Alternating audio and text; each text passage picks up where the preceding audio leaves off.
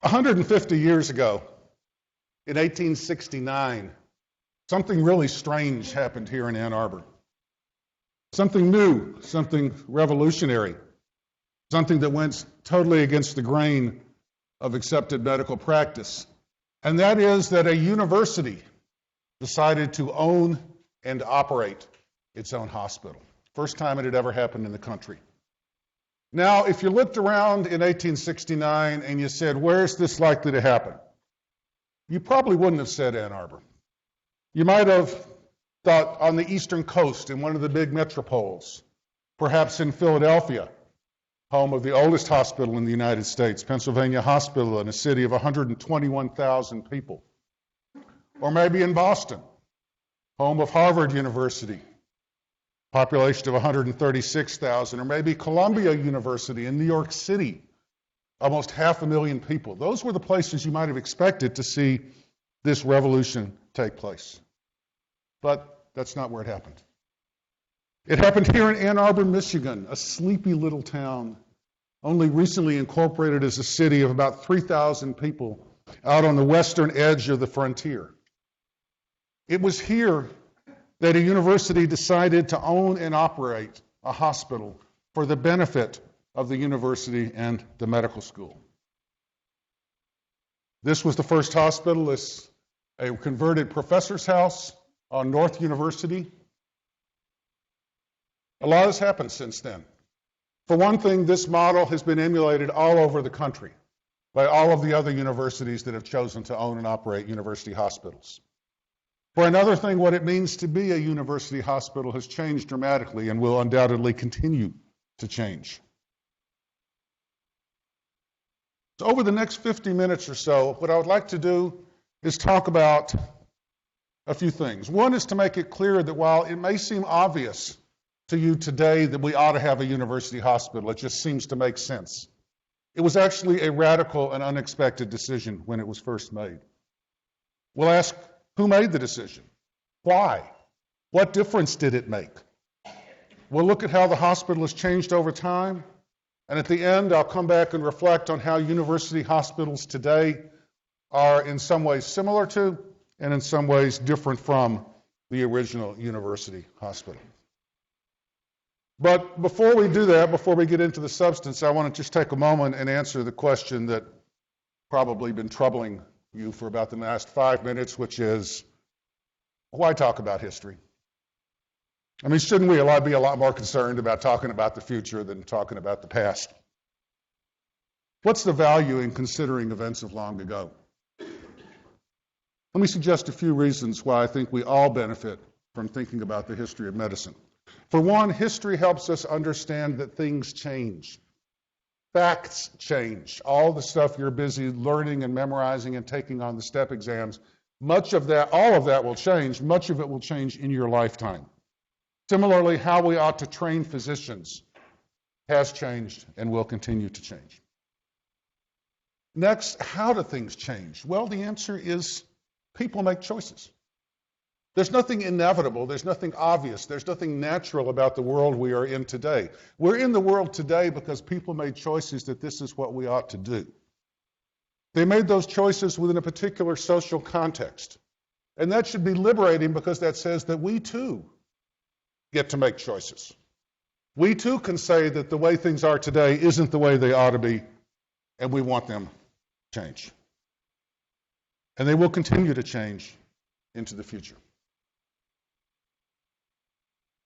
Well, let's go back. You can't have a university hospital without a university. Let's go back to Michigan before Michigan was the state of Michigan. It was simply a territory. In 1817, a school called the Catholepistimiad opened in Detroit, Michigan. This was eventually called the University of Michigan, and it marks the beginning of the university's history, and it's why in 2017 we celebrated the 200th anniversary of the university's founding. In 1837, Michigan became a state, and the legislature mandated that they have a university, that it be in Ann Arbor, and that it include a medical school. This was a prescient decision for a legislature of a brand new state out on the western edge of the frontier. to say that the university had to have a medical school really made not that much, it didn't really follow. You didn't have to go to medical school in those days, as we'll talk about, to become a physician. So saying that we had to have a medical school was a bold move indeed. In 1841, the university opened. In 1848, a medical faculty was formed. And in 1850, the medical school opened. In Ann Arbor, a town that was said to have a primitive Western air. As the announcement here shows, from the very beginning, the medical school was part of the university. If you were a professor in the medical school, you were also a professor at the university. This was not universally true. I mentioned Harvard and Columbia. At those two schools, being a professor in the medical school didn't mean you had anything to do with the university. Moving to the rural town of Ann Arbor didn't say anything about the existence of a hospital or any kind of clinical teaching. But in order to understand the founding of the hospital, we need to think a little bit about what medical education was like in those days. Different than what we're used to. First of all, there were no licensure laws. I repeat, there were no licensure laws. That means that anybody could go out and hang up a shingle and start to practice medicine. It was a true free market. You want a free market? This is what it looks like. If you were good, but people would go see you. If you weren't so good, they'd stop seeing you. Right? But the fact is that there were no licensure laws, and most people who became physicians never went to medical school. Most of them never even saw a medical school. They would find somebody to apprentice with. They would follow their mentor around for a year or two, and then they would go off on their own. And if their mentor was good, you probably got a pretty good education. And if your mentor was not so good, not such a good education. To get into medical school, then, required very little in the way of preparation. You not only didn't need to go to college, you didn't even need to have a high school diploma. Medical school was only 2 years long, and the classes were ungraded. And by that, I don't mean that the A, B, C, D. I mean, you heard the same lectures 2 years in a row. Presumably, you got more out of them the second time around. Medical school was a bit loose, and this is typical of all medical schools here. Here you see some students out for a formal portrait. Note the bottle of alcohol sitting here at the front. Things were a little rowdier. This is the weekly schedule, and I want you to focus here on rule number 4. Students are expected to maintain order during the interval lectures and to avoid all rough sport, the throwing of missiles, etc., within the college building during the intervals. I would request that you refrain from that here during grand rounds as well. As I mentioned, they heard the same lectures for 2 years. The second-year men, and they were all men at that point, would wake up the first-year men if there was a good joke coming so they wouldn't miss it. Students who were gunners, I don't know if we still have gunners or not, but students who were a little too aggressive would be picked up by their fellow students and carried to the back of the classroom and have their head banged against the wall in the back. The students fit with the town, said to be a characteristically Western town and not an intensely temperate one. Again, the rowdy bunch here. Explain a couple of things here. The monkeys probably were a reference to the theory of evolution that was recently being promulgated. The dead cow and the shotgun over on the right, I cannot explain that to you. I don't know. Maybe it's traditional. Money was a little different. Students paid $5 a year. Good for the students. Faculty were paid $1,000 a year. And what this meant is that faculty often saw patients on the side to increase their income. And the problem was there just weren't very many patients in Ann Arbor, so a lot of them went to other places. Some of them went to Detroit and saw patients there and then commuted back and forth. Even the dean of the medical school, Moses Gunn, while he was dean, continued to live in Detroit and take the train back and forth from Ann Arbor. There really wasn't that much clinical material. The University of Michigan was categorized by many as being a country medical school. And they said it's because we were a country medical school, we could never really be a first-rate medical school. And beginning only 6 years after the medical school opened, it was suggested that maybe we ought to move to Detroit. Maybe we ought to just take the whole school, pack up, and move to Detroit. It's a bigger city. There are more patients. That didn't happen at that point. We're going to come back to that. Yes, students did sometimes have the opportunity to round in hospitals, even if they weren't university hospitals. But there was a lot of constraints. It was contingent on the goodwill of the hospital to let the students in. Sometimes students would be allowed in, but they were not permitted to touch the patients. Sometimes they were allowed in, but they had to come in and out through the back door. Professor in the medical school didn't mean you could see patients in the hospital, didn't even mean you would be allowed into the hospital. Now, if you thought the clinical instruction was a good idea, this obviously was suboptimal. On the other hand, everybody who had come to the medical school had already had clinical instruction working as an apprentice. And so the question then is a lecture plus an unstructured occasional opportunity to walk around and see patients an adequate training for medical school? Some people said sure. Other people, not so much. And the debate then started. This is a memo to the regents. The regents of the University of Michigan are the governing body of the University of Michigan. We do not report to a legislature. We report to an elected board of regents. This is actually a great advantage we have in that we're less subsumed by the politics of the day. This memo said, the successful practice of the healing art involves that skill and dexterity, that power to perceive, to know, to discriminate, which can only be acquired by experience and observation at the bedside of the patient. The good physician must possess not only the science, but the art of medicine. Now, you probably look at that and say, yeah, sure. I mean, it makes sense. It's a little bit old school language, but there's nothing shocking in that. But I want to point out that people felt they had to make that argument. They had to convince people that we needed to take medical students to the bedside in order to teach them medicine. That was a controversial topic. And if this was true, then where? Then who should run the hospital? And in the debates that went on, people looked at other schools of the university and said explicitly, you know, we got a law school, pretty good law school. We don't run a court. We got an engineering school. Everybody thinks it's a pretty good engineering school. They don't run a railroad. Why should the medical school feel this need to run a hospital? The debate went on, and obviously, eventually, the people that thought we ought to run a hospital won the debate. And in 1869, this former professor's home on North University Avenue became the first university-owned and operated hospital in the country. There is a bit of a semantic debate here. The University of Pennsylvania opened a hospital in 1870. They built it from scratch, so you will sometimes hear them claim they had the first university hospital in the country. I mean, they're right in the sense that they built it from scratch. The point is, and we're both right, but this was the first one that was opened up.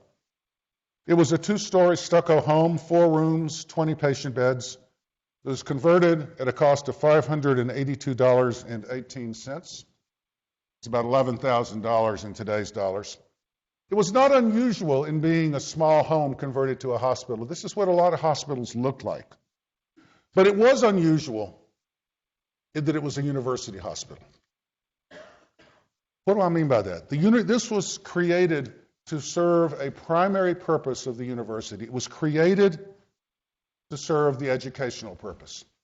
The regents said, in order to fulfill the mission of the medical school to educate physicians, we need to take care of patients as a means of achieving that primary goal. The other primary goal of the university is research. We'll get to that in a few minutes. It also served a social goal. This is a state hospital. We're a state medical school. If you're a resident of the state, you got care here. There was no charge for the patients. That's the point of having a state university and a state hospital, is to provide care for free. The other thing about the university hospital is that it was physically close to the university. This is North University in those days. The hospital is located along in here. Being close to the university made it convenient for a lot of reasons. basic research. In this case, interestingly, doing operations. There was no operating room in the original hospital, and the operations were done in the medical school amphitheater, which was a little bit dicey because dissections of cadavers were also done in the medical school amphitheater. And after operating on the patients, they had then to be carried across the street and across the university to get back into the hospital. We soon opened another university hospital. This is the homeopathic hospital. Fascinating story we don't have time for today, but for many, many years, this university ran simultaneously an allopathic and a homeopathic school of medicine. In the 30s, that died away, but at this point, the homeopathic school was quite active. Here you see the University of Michigan Medical School class of 1885 gathered in front of University Hospital for their class picture. The astute among you may notice that there are some women in this picture. And I just want to take a couple of minutes to diverge and tell another part of the history of the University of Michigan, because it's something about which we should be very, very proud. And that is that in addition to opening the first university hospital in the country, we were the first major medical school in the United States to admit women. We were not the first medical school to admit women. That honor goes to Geneva Medical College, which admitted Elizabeth Blackwell. Now, that's different for a couple of reasons. One is Geneva Medical College wasn't a major medical school then. It no longer exists. And they didn't do this as a matter of policy. They did it as a joke. The dean of the medical school brought to the class an application. They said, I got this application from a woman. What should I do? The guys all laughed. They said, admit her. Come on, let her join the class. She went on to be a very distinguished physician, but this wasn't a thought-out decision. Here it was. The regents resolved in 1870, remember the regents? They were in this place, that the Board of Regents recognized the right of every resident of Michigan to the enjoyment of the privileges afforded by the university, and that they will admit anyone with the requisite literary and moral qualifications. And with that, we became the first major medical school in the country to admit women. And it got national attention. The New York Times said the University of Michigan is young and vigorous and second to none in the land. The Ann Arbor Argus said men should enroll elsewhere, that women were going to start asking for courses in basket weaving. Note which newspaper has survived. Not making this up. So here you see some pictures of the women at the University of Michigan early on. This is in 1881. I would like to tell you that the women were treated equally with the men. They were not. You will note here that the women are all sitting on the right-hand side of the classroom. The men are on the left-hand side. You can't see this. There's a red line going down the aisle there, and if women were to cross over, they would be driven back with chants of red line, red line. So for many years, they were taught in the same classroom but separately. And as long as we're talking about diversity, if you look in the back row up here, it's harder to track racial diversity, but there's a gentleman sitting back there who appears to be African American. And that's another story of our history that we don't have time to go into right now. So this was the original hospital. Started small, needed more space. Started by adding on to this original hospital. Here are the floor plans of the addition. This was the original house here. This is the men's ward that was added on. This is the women's ward that was added on in back. You can kind of see them back here. And here you can get a little better view of that addition to the hospital. This was called the Pavilion Hospital. It opened in 1876. It's interesting how the money came.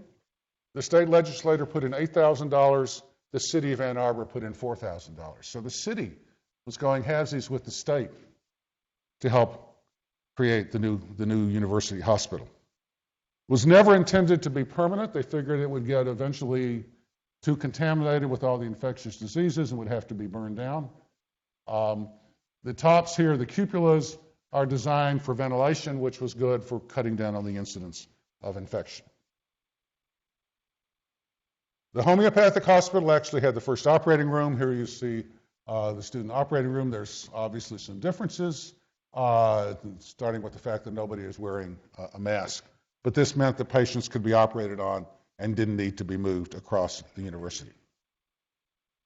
Eventually, this got too small, too crowded, and we moved to what is known as the Catherine Street Hospital in 1891. Now, where this went was a subject of some interesting debates. The president of the university was afraid of contamination from the medical school. We had a lot of people with contagious diseases, and he wanted the hospital moved as far away as he could from central campus. The faculty wanted to stay closer to the campus. They saw some value in associating with the university. So the compromise was to move up to Catherine Street. This was the last time the city chipped in. City put in $25,000, the state put in $50,000.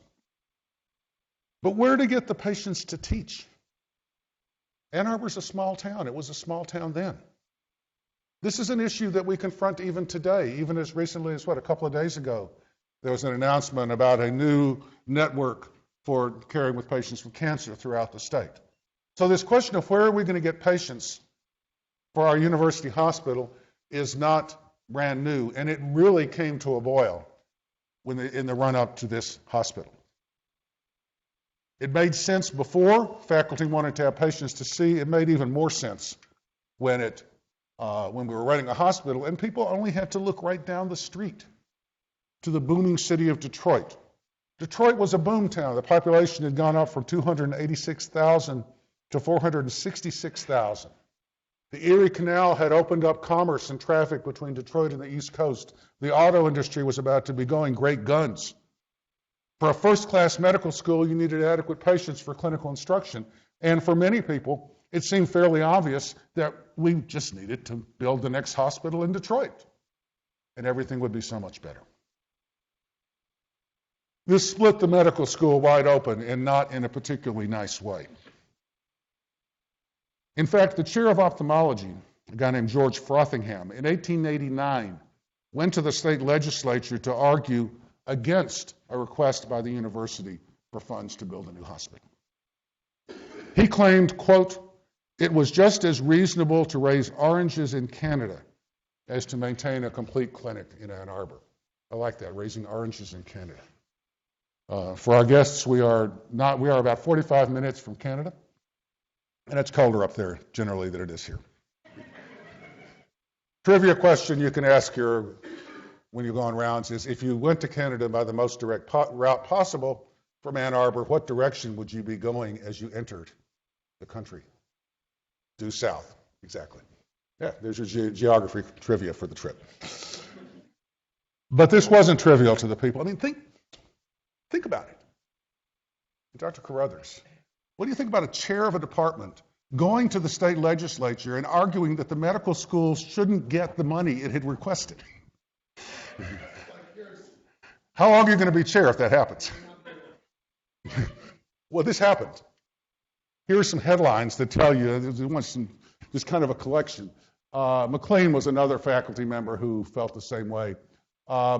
McLean downed on the warpath again, a professor's scalp knife. That, by the way, the reference to Native Americans, remember this is a city that was not that far out from being on the frontier. Attacks the university regents without gloves. Doctors wax warm when they discuss the new hospital matter. Here's war again. It's declared a professor's defiance, serious charges preferred against Dr. George Frothingham. He does not deny them, but instead defies the regents to bounce him. His compliments to our city, where he has reaped a rich harvest for years. So the chair of the Department of Ophthalmology defied the regents to fire him. So they did. He was fired. McLean was fired. He eventually moved to Detroit, and he became president of the Michigan State Medical Association. But this issue of getting patients to care for continued to be a problem, continued to be an issue. Abraham Flexner, in his famous 1910 report to the Carnegie Foundation, which many of you have heard of, loved the University of Michigan. He thought we were one of the best medical schools he'd ever seen, but he continually referred to being in Ann Arbor. At that point, it had a population of 14,000 as being a defect of the university. And frankly, he thought the school would be better off in Detroit. We obviously didn't move to Detroit. The point here is that we make choices. This was not an irrational choice. It was not an irrational question to ask, should we move to Detroit? And we continue to work hard to make sure that we have enough patients to fulfill the educational mission of the medical school. Let's look a little bit more closely at the interior of the hospitals we're talking about. We've seen this slide before. You see the men's ward and the women's ward. Hospitals look like houses in many instances. That's why we have the term house officer. We talk about being in the house. It was literally being in the house when it was like that. But inside, most hospitals had what were called the hospital wards. This is the University of Michigan surgical ward from the 1880s. Now, this open design was scientifically designed to be the best way to take care of patients because the nurses could surveil all of the patients at once. They could keep track. The windows on either side allowed for ventilation. When you don't have electricity, when you don't have air conditioning, having windows where you can get some cross ventilation is really a very important thing to have on your wards. Patients stayed here for a long time. They stayed from weeks to sometimes months. And this was then the standard approach to organizing the hospital. But starting around the turn of the century, things started to change. The hospital was transformed. It was transformed in a number of ways. One was that more machines and equipment got moved into the hospital that needed space and electricity. I'm thinking about the X-ray machine. I'm thinking about the electrocardiogram machine. Another important change is the hospital stopped being a place for the poor to get care and started to be a place for the well-to-do to get care. This is the cover of a journal called Hospital Management. The fact that it's brand new early in the 20th century should give you a clue that people thought for the first time that managing a hospital was something that you ought to study. And this is during the First World War, and it says basically the hospitals can offer continuous and efficient care for the sick, and it's encouraging all these rather well-dressed people to go to the hospital. Take a look at that one. It looks a little like Old Main, which we're going to get to in a second, as opposed to being cared for at home. Again, people making arguments that we see as being obvious. If you're really sick, you get better care in a hospital. The fact that somebody's feeling it necessary to make those arguments should tell you that somebody else doesn't necessarily agree. And the people of means didn't want to go into the hospital and sit on a big multi-patient ward. So they started wanting private rooms and places where they could be cared for. Now, a final brief comment before we leave the wards. We should not lose track of the advantages of the wards. We're not going back to the wards anytime soon. But they did have advantages. One is people got a chance to know each other. If you were going to be on the ward for weeks or months, patients would get to know each other. They would form relationships. But not only the patients, the staff would as well. Doctors and nurses working together in the ward would get to know each other, would start to work as a team. They would create cooperative relationships that would improve patient care. And as early as the 1920s, it was noted that using private rooms tended to scatter a physician's patients all over the hospital, thus making it inefficient to deliver patient care and more difficult for physicians to establish relationships with nursing staff. This is a problem that persists today. But things have changed. People don't stay in the hospital as long. They can't get to know each other. There's technologies that enable nurses and physicians to monitor patients from afar.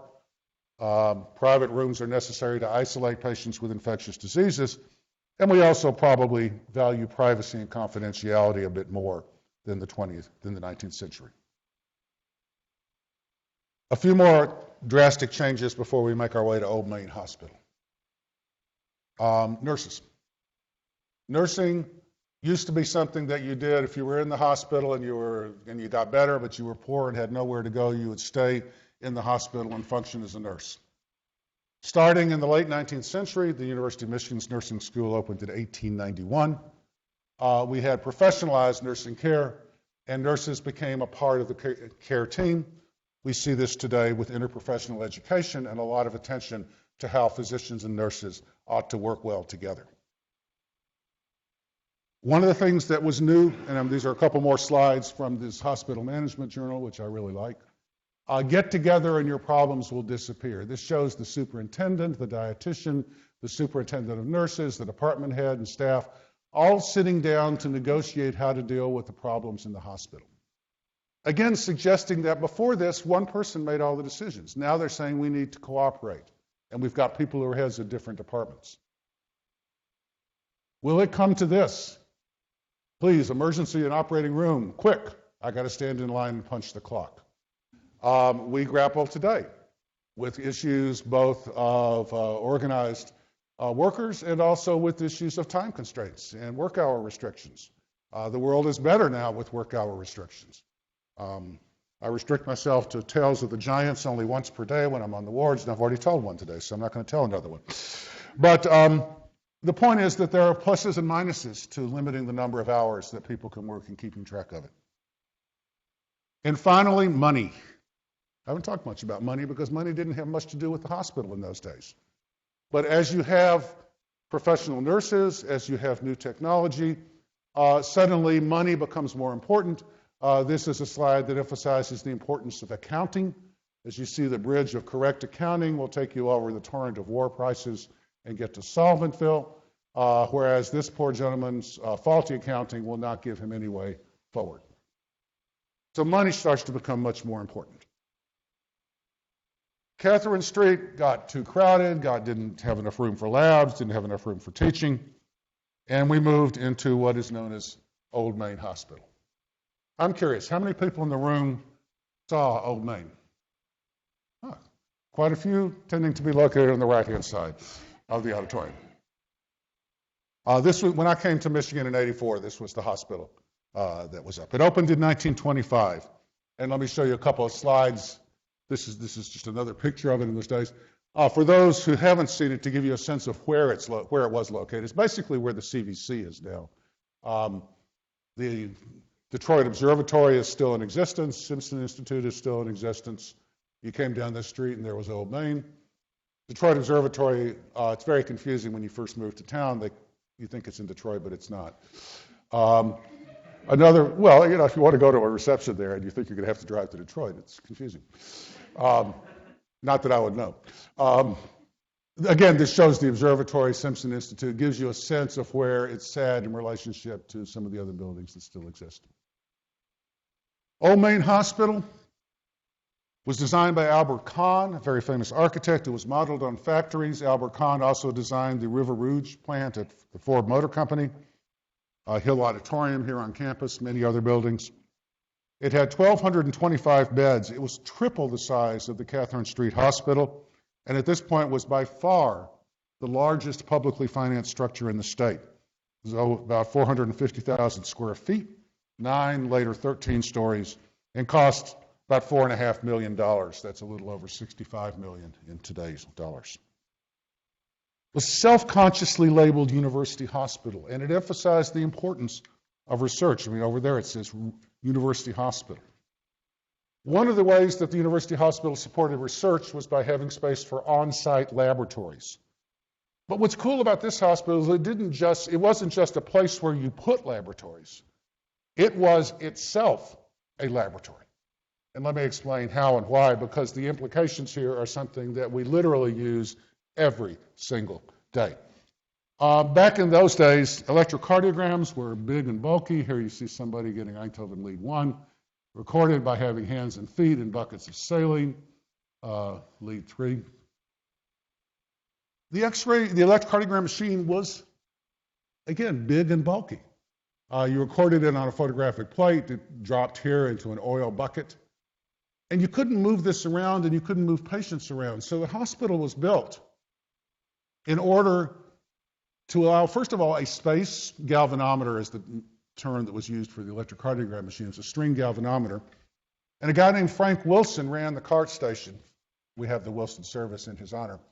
And the entire hospital was wired so that any patient anywhere in the hospital, there were little plugs in the wall. You'd stick a wire in the plugs in the wall, and you would stick it down in the string galvanometer room, and you could get an EKG. So you didn't have to take critically ill people and move them all over the hospital. You just stuck it in. And Frank Wilson used this information to derive 9 of the 12 leads we now use in the electrocardiogram. Eindhoven had leads 1, 2, and 3. Frank Wilson, right here at the University of Michigan, in the University Hospital, mathematically derived AVR, AVL, AVF, and worked out the placement of precordial leads 1 through 6. So anybody anywhere in the world who takes a 12-lead electrocardiogram these days is using information that was derived in part from the use of the hospital itself as a research tool. It didn't just hold a research tool, it was a research tool. Another very brief digression. We talk a lot about work-life balance. I've just told you what Frank Wilson did. That's pretty important.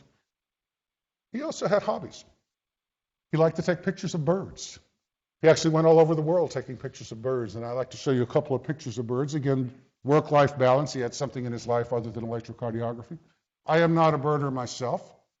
I characterize this as a picture of cute, white, fuzzy birds. If you know what they're called, great, I don't. But they're cute. Here's another picture he took of some birds. So he had time for a life outside of the hospital.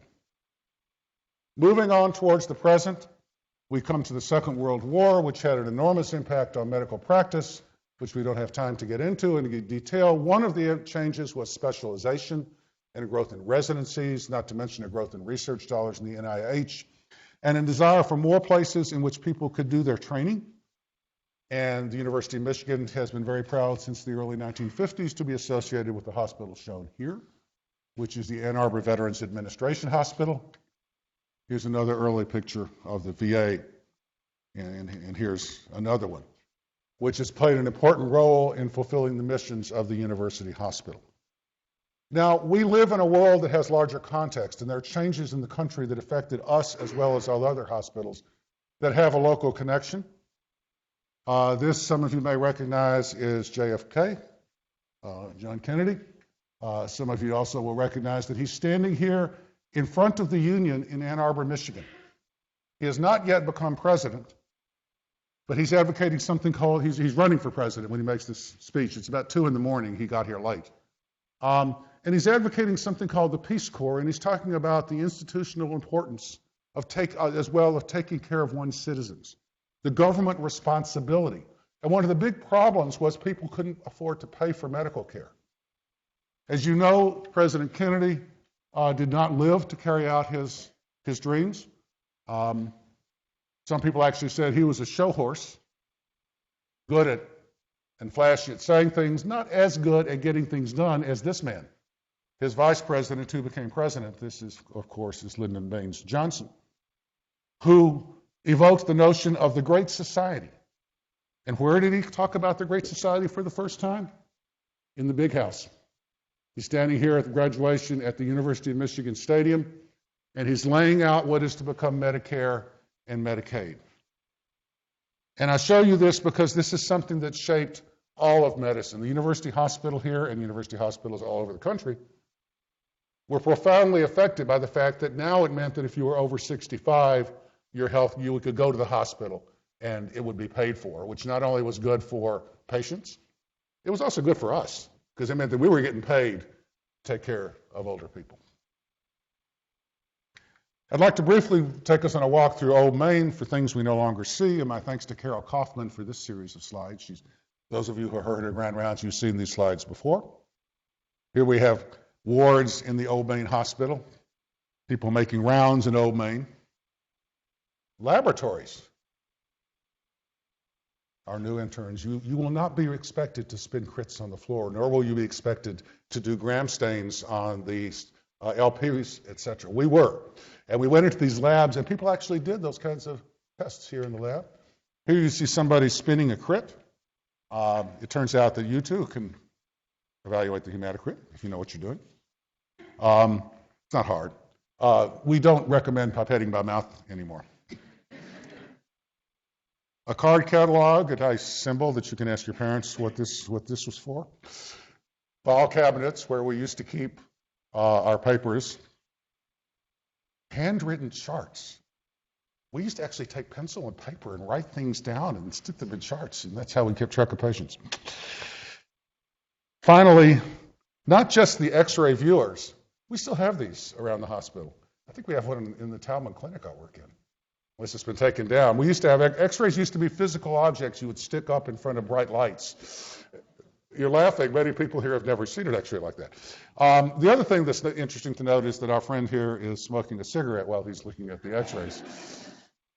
Doctors in those days were very fond of cigarettes. Here you see an advertisement for the kind of cigarettes. And here you see University of Michigan staff room. People sitting around talking about what to do with their sick patients and smoking a cigarette. We don't do that anymore. Old Main lasted for a long time. It was a grand old hospital.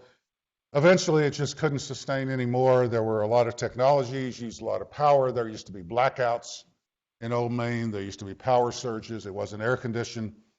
We built a few new hospitals. Mott's Children's Hospital went up in 1969. But we needed to build a new hospital.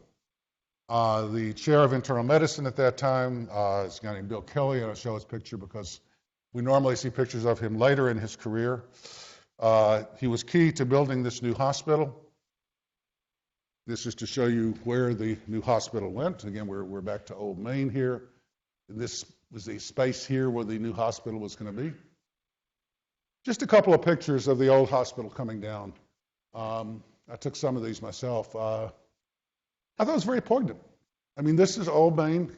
This is what it looks like when you take down a hospital.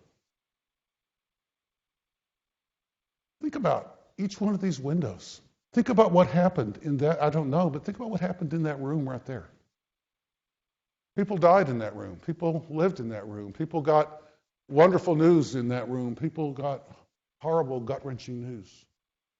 The whole fabric of human existence from 1925 to the 1980s took place in this hospital, and it came down. And in its place, you see at this hospital here. This is the replacement hospital project that we're sitting right about here. Here you see a more contemporary picture of it. This is the new hospital that went up, 550 beds. It cost $250 million. At that point, the second most expensive project in the state, right behind the Mackinac Bridge. Twice as long as Old Main. The point is that university hospitals are expensive. There's a lot of capital that goes into them. There have been many additions we don't have time to go into. Here we have the mall of the Cardiovascular Center, one of my favorite places. I was there about an hour and a half ago sipping a latte and thinking about this talk. And we've also tended to move the university out into the community. Here we see the Corner Health Clinic in Ypsilanti, part of the University of Michigan system. The University of Michigan logo has made its way into a variety of settings. The Huron Valley Professional Center, University of Michigan Orthopedics, next to Sallie Mae and Allstate, and the Brighton Township Square University of Michigan Health Center. So the university hospital has spread out. Is this a good thing or a bad thing? Both. It tends to diffuse us. On the other hand, again, on rounds today, I had a conversation with a patient who said, can I go to Brighton to get follow-up care? And it was much nicer for her to be able to go to Brighton. The university hospital continues to be central. We see 50,000 discharges a year. We do 60,000 operations, almost 110,000 emergency room visits, 2.5 million ambulatory visits. All of this requiring a complex financial and administrative structure. And we are just set to start breaking ground on a new tower, which will be built for about $920 million. It's interesting to me that Penn, University of Pennsylvania, which I just mentioned earlier, as having one of the first university hospitals, is in my alumni magazine.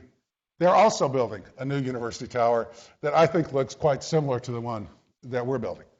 So this obviously is a trend that is not just happening here. So what does it mean to be a university hospital or a hospital associated with a university? One is that education is a core value.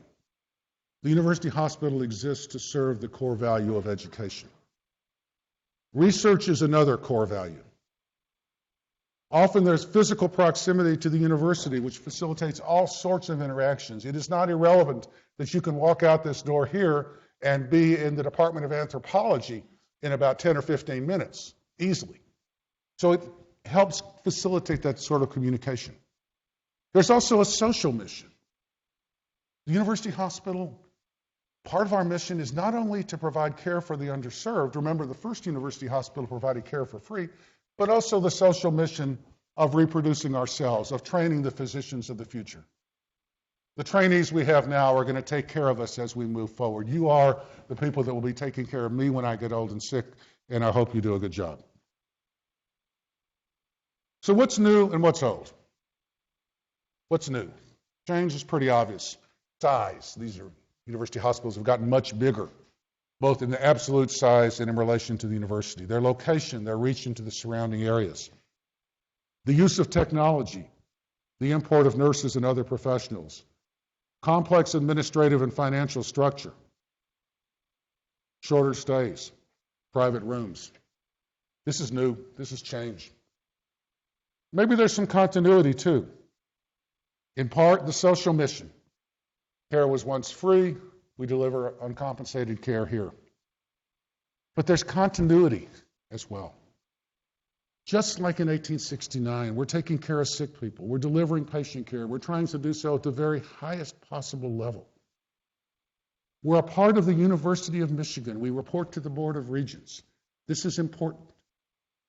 We don't report to the legislature. We don't report to another board of CEOs. We're part of the university. We are charged with creating new knowledge, creating the new facts I mentioned, and we are charged with teaching people how to practice medicine, medical students and residents. Still, after 150 years, we still confront some of the same challenges confronted by the people who first walked into the university hospital. Who should be our patients? Where should they come from? How should we balance the various priorities that make up a university hospital? Like those who came before us, we're going to answer these questions in the context of larger society. Obviously, the world is going to be different in 150 years from now. Also, obviously, I won't be there to see it. But I must say, as I look at what's happened over the previous 150 years, I do wonder what the university hospital is going to look like in another 150 years. And I hope that when that time comes, somebody takes a moment to ponder how it all got started. Thank you for your attention, and I look forward to any questions you might have.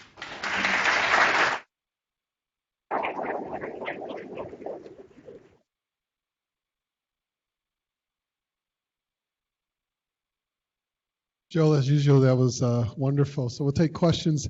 I just want to ask, I don't know if you fully completed that thought about the hospital being in a small town, and how do they feel it? Because we obviously attract people from all over the state of Michigan, Northern Ohio, Northern Indiana, Illinois, Florida, our snowbirds, sometimes from Ontario. I was wondering, what was the thinking when you had that battle about whether to relocate to Detroit, and what really drove the population here to Ann Arbor? Well, for one thing, the transportation technology makes a big difference. If you don't have automobiles and you don't have trains, it's a lot harder to get from Northern Ohio to Ann Arbor. And in those days, we didn't have automobiles and we didn't have that many trains. So the question of moving to the big city was not one that could be as easily solved. We continue to be in a relatively small town. And we continue to work hard, as you know, and the leadership of the school knows better than I, to try to figure out ways to increase our base of patients that come here for care. I think that it was the right decision to stay in Ann Arbor. I think that the proximity to the university, and we don't have time to go into all of the science, well, I'll mention one. Francis Collins stood at this very podium, I don't know if it was an interview day or not, and announced the sequencing of the gene that causes cystic fibrosis. This was a big deal.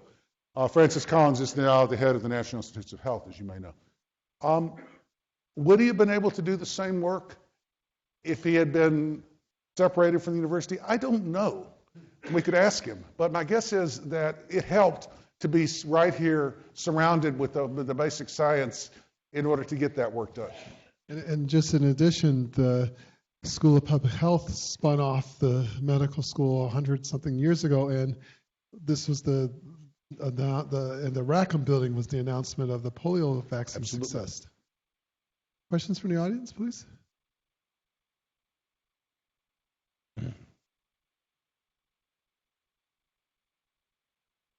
Thank you very much, Joel, for all of that amazing historical digging. I'm wondering if the Civil War had any influence, direct or indirect, in the creation or allowing the hospital to come about in the first place. Great question. Any question that starts off, did a major conflagration that upended this country have any influence? The answer is obviously yes. The way in which it did is more people died in the Civil War from illness than did from physical injuries. And suddenly there were big masses of people that had to be cared for. And so there was a lot of interest in how you went about taking care of ill people in large groups. And I think this certainly aided hospitals in general and increased the interest in perhaps a university hospital. Hi, Joel. This is actually the first time I've heard that President Johnson had announced the Medicaid and Medicare here at Michigan, and just curious why that hasn't received more recognition or us promoting that fact. I mean, we always promote about John Kennedy, but what about that? I said I may have missed. He's talked about the beginnings. He talked about the Great Society. Medicare and Medicaid, the actual bills, had to be negotiated and worked out. But he talked about he spoke specifically about the need for a Great Society, and it's actually gotten a fair amount of publicity. If you Google it, there's some university publications that have his full speech up online.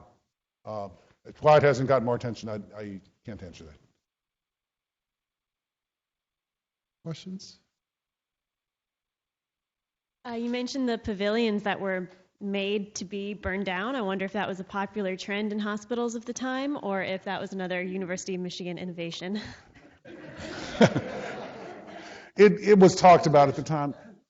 I mean, this is before the germ theory, and people would get septic, and they would smell, and there would be lots of unpleasant bodily fluids that would be floating around. And after a while, that would make its way into the fabric of the hospital itself, and you just couldn't clean it. I mean, you scrub as much as you want. You couldn't clean it. So that was one way of getting rid of sterilizing the area. Fortunately, it's not one that persisted. Did anyone on campus ever get sick from our hospitals? I mean, because you mentioned about the president not wanting it so close. There's no evidence, obviously, but. Yes, people got sick from our hospital. And we can talk to infection control people about making sure that fewer people get sick in our hospital. Yes. There are no more questions. I want to thank Joel for a wonderful talk today, and thank you very much for that history.